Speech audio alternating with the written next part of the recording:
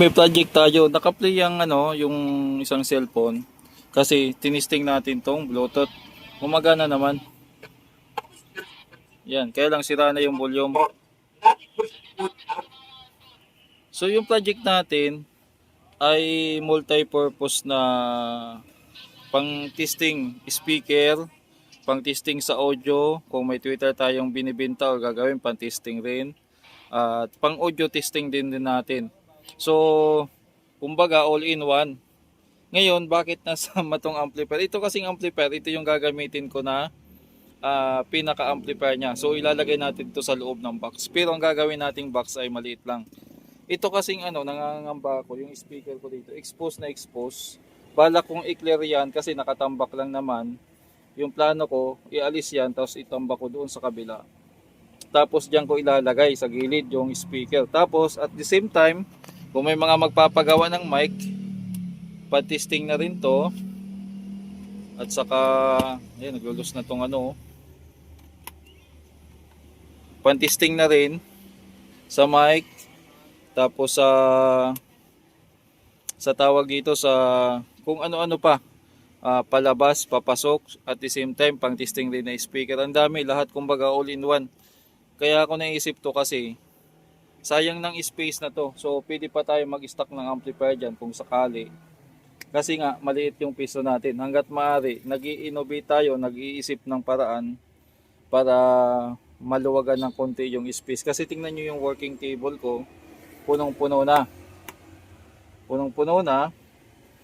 Tapos magulo pa. So kakalasin ko siya dito sa kaha, i-restore ko muna yung amplifier. Pero ang mangyari dito, yung mukha na lang ang magagamit ko nito, tapos itong kaha wala na. Yung transformer gagamitin pa rin yan, at saka no, i-restore ko muna yung laman niya. Kasi may mga kalawang na rin. Ayan, kailangan natin i-condition bago ilagay sa loob para pangmatagala na. So dito, hindi na natin gagamitin yung speaker terminal. Iwan ko lang tong pan kung subukan ko lang kung may mapaglagyan pa ako nito.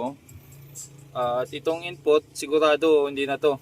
Kasi ang gagawin nating input, dalawa na lang. Isang audio input na isa na lang.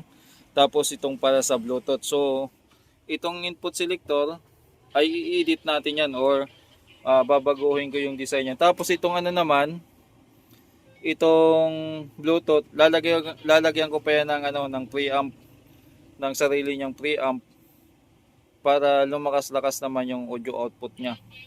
So, distongkar kumbaga distongkar muna, kumbaga disassemble muna lahat. Then i-condition ko muna. Then sunod naman na plano ay yung kaha. For the meantime, singit-singit lang natin to para ma-pre up ko yan dyan, kasi nakatambak lang naman yan dyan. Mausog ko pa ng konti yan kahit pa paano madagdagan ng space tong working table natin. At ito, baka kasi masundot dito, matusok, masayang naman tong speaker ko eh. So mangyari niyan, parang ang nangyari, itong mukha na to, dito nakalagay, tapos gilid speaker. Basta pagplanuhin ko yan, kumbaga nasa isip ko pa lang yung plano. Tapos kung anong kinalabasan, i-vlog natin. Nang kinakalas ko to, napansin ko tong part na to, kaya pala basag ang tunog kasi may sunog. Akala ko sa potentiometer lang. So tingnan nyo nangyari. Sunog talaga oh. Lutong-luto. Kasi itong amplifier na to ay nabaha. So pag ganito, wala na dapat. Pero may potential pa naman at pwede pang magawa ng paraan. I-restore ko to. Tatanggalin ko lang tong relay. Kasi yung relay niya mga boss ay selector type na A and B. Pero actually hindi naman natin magagamit na yan.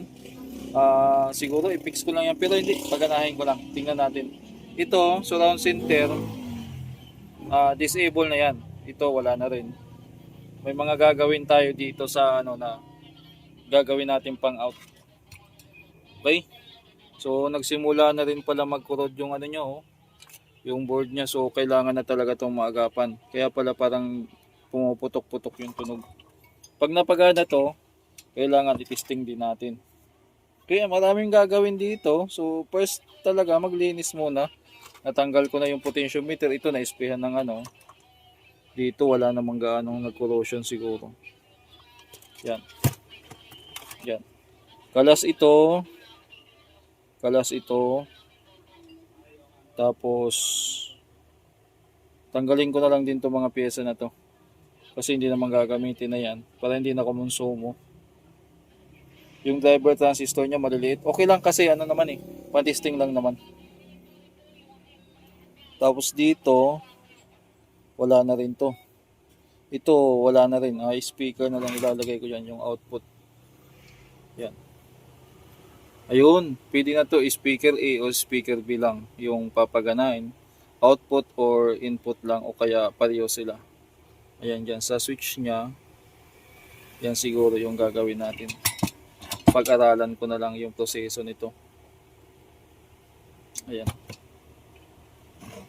Ano ba nakalagay dito? Yun pa rin. So, yun pa rin yung gagawin. Okay? So, yun lang muna ang gagawin natin mga boss. Baka bukas ko na ito masimulan. Pero ngayon, kakalasin ko na. Tapos na natin yung mainboard. Bali, ayan, nilagyan na rin natin ng coating yan. Kaya medyo makintab na. Yun ang ginamit natin. So, dalawa lang yung pang-coating na ginagamit ko dito. Electrical varnish at saka itong high gloss na clear epoxy, clear paint. Kahit anong clear naman pwede. Pero first time ko lang gumamit nito. Kadalasan talaga electrical varnish. So, maganda lang dito kasi mabilis siyang matuyo. So, natutuyo na agad. Kaya, ayan. Ngayon, balik na rin natin to para makita nyo yung yan na yung ano niya. Dito wala pang coating yan. Saka ko na i-coating yan pag ano. Diyan lang muna siya. So dito, may mga binago na tayo dito mga boss. Kasi sa project natin na tawag dito. Pang all-in-one. Sa selector, tinanggal ko na yung mga pyesa dyan kasi balak nating gawing 2 input na lang yan. Yung para sa Bluetooth at saka yung pinaka isa lang na input para sa audio. So na-test ko na yan. I-demo ko lang sa inyo pag natapos. Dito naman, yung pinaka-output naman gagawin natin sa mga pan-testing natin o audio out. Dito tayo. So itong IC na to, tatlo kasi yan mga boss. Yung IC na to ay para sa surround center. So tinanggal natin yung ibang connection dyan kasi para sa connection ng surround center yon. Ginawa nating stereo lang na preamp ito. So tinanggal natin dyan yung mga resistor na iba, yung 1K lang. Tapos yung iba dyan na 15K, 100K. Yung dito pa, kinalas natin. Kasi ito naman, kung mapapansin nyo, ito yung switch ng surround center. Ito yung pinaka-output nya. May capacitor pa dyan, tinanggal na natin. Nilagyan natin ng wire na lang yan. Tapos papunta dito.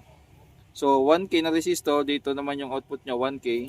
Kung mapapansin nyo yung isa, kasi nakabaliktad polarity niyan, gawa ng para sa surround center nga na design, ay binaliktad natin. So ayan, makikita nyo naman dyan. Binaliktad natin. Tapos may connection yan para sa mic. Ito.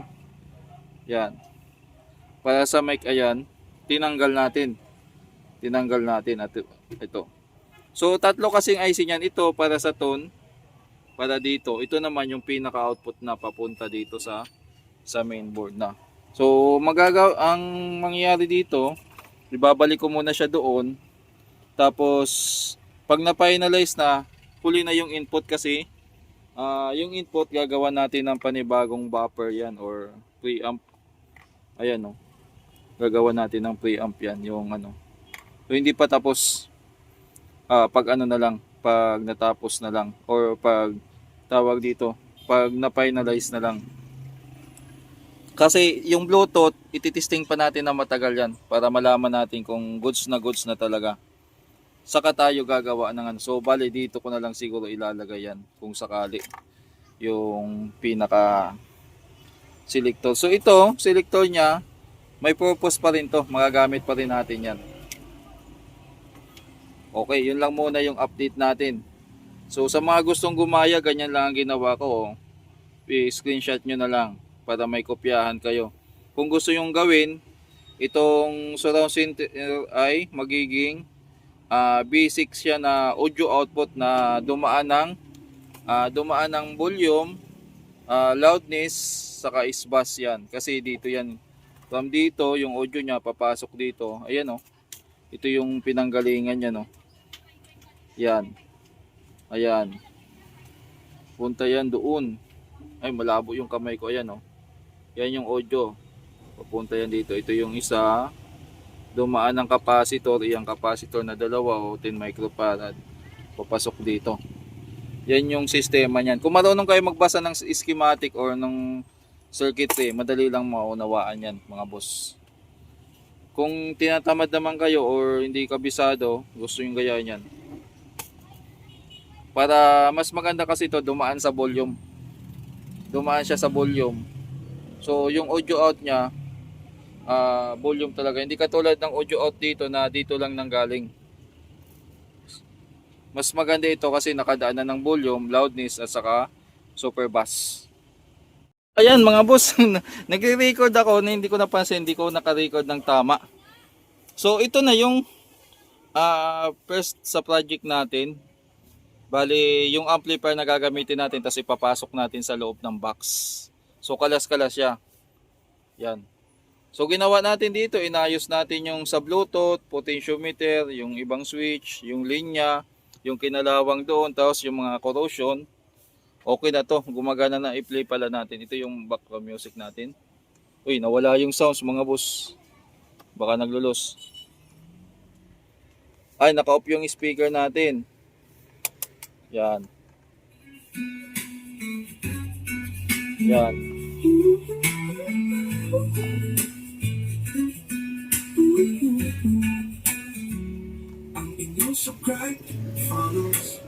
Okay.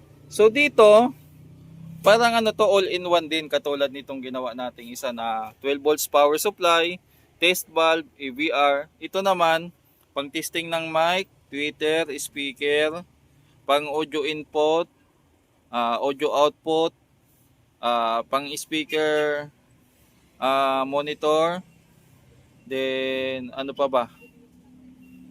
Pang sound check. Yun. Kumbaga lahat na. Ito yung mukha ilalagay natin sa gilid, kumbaga sa kaha ilalagay lang natin dyan.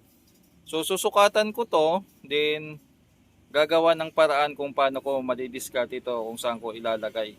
Yan ang pinaka basis dito sa gagawin natin na ano.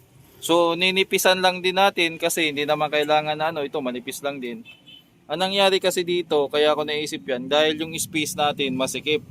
Hanggat maaari, naggagawa tayo ng paraan o nag-iisip na kung pwede compact, all-in-one na para hindi na ganong sagabal at hindi na makalat. Kaya yan yung naisip nating diskarte or paraan. At dito kasi wala siyang cover, baka madisgrasya yan, masundot yan balang araw, hindi natin masabi. Yun. Kaya tatanggalin ko to, lalagay ko yan doon, tapos itong space na to baka pwede pa malagyan ng mga amplifier, malagyan pa natin. Ano yun? Natusok. Tusok yun pa ako ng ano. Okay. So okay na siya. Natapos na yung kanta natin.